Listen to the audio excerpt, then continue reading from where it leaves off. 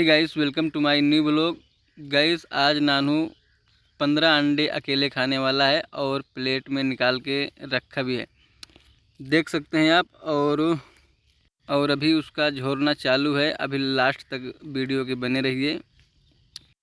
अभी प्लेट में एक भी अंडा नहीं दिखाई देगा और उसका खाने का तरीका देखो। और इसको देखने के लिए कितने लोग लगे हैं, क्या इतना ये खा सकता है। लास्ट पीस उसका एक ही बचा हुआ है, देखो लास्ट ही है और उसको भी ख़त्म करने वाला ही है।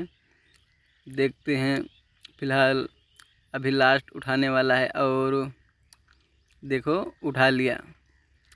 अभी इसको समाप्ति ही होने वाली है और इसको आप 500 बाजी लगी थी, ये खा सकता है कि नहीं, और लास्ट है, इसको ख़त्म ही कर देगा।